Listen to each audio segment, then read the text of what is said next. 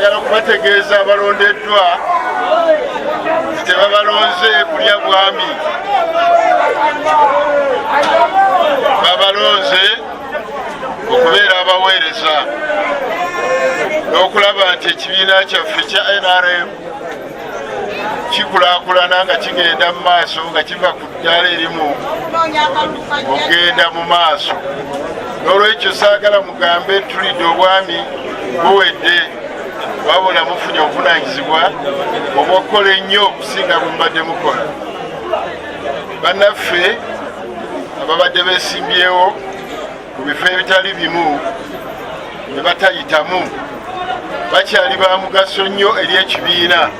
Ekibadde kisinga okuleeta obutakkaanya yenteekateeka embi ate eviira ddala waggulu, kubanga abantu bwe bava mu kalulu nga si bamativu, nga mulimu okubba, nga mulimu okukyusa results, temusuubira bantu kubeera bamativu.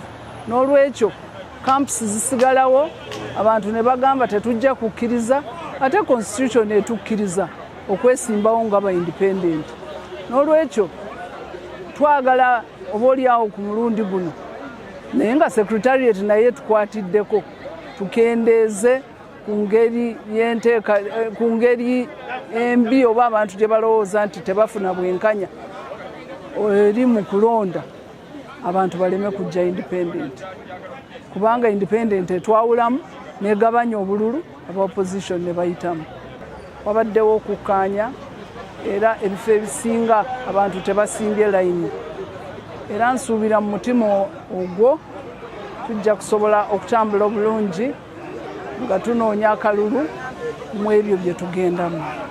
Weewaawo ebifo ebivuganyizibwako bibadde bitono nga ababyagala bangi, naye mu mutima ogw'okukolera ekibiina kyaffe ne tuba nga tusigala nga tukyali bumu, tusobodde okumaliriza okulonda kuno bulungi olunaku lwa leero nga tulonda abakulembeze ba municipality.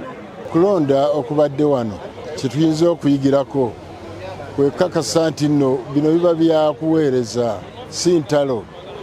Tekiyamba abantu okulwana ne bayiwa n'omusaayi ku kintu ekigenda okuggwa obugwi. N'ekyo tusuubira nti n'akalulu akaddako abantu bajja kwefuga, kubanga tusigala nga tuli baluganda, tuli ku kitundu kyekimu, tuli bannantebe, abaana baffe be bamu. N'olwekyo tewali nsonga nnyo etutabulatabula ate n'okutuyuzaayuza, kubanga byonna bya kiseera buseera. So ndowooza kyandibadde kirungi abantu obuteerumaŋŋana ate n'okulwanagana mu ngeri esingako obulwetyo.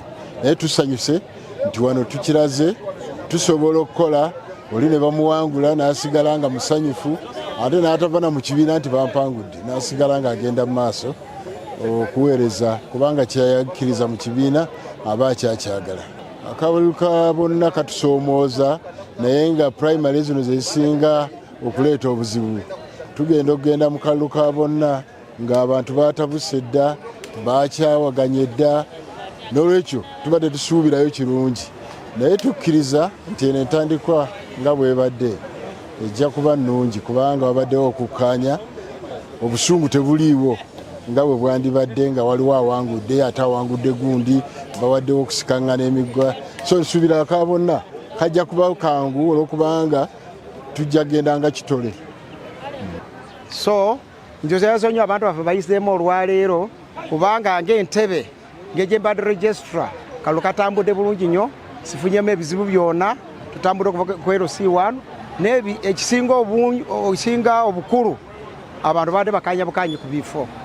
Owabadde okulonda at least has been so peaceful, tesifunyewo bawo bantu okulwana, kikabado katambudde bulungi nnyo. N'olwaleero ndowooza bwe babadde mwena mukirabye kitambudde bulungi nnyo, abantu basinga bakanyiza. Ne tufuna Mwami Kabuye nga chairperson wa NRM municipality, ayiza mu kifo kye ne structure ye mainstream league zona sebo.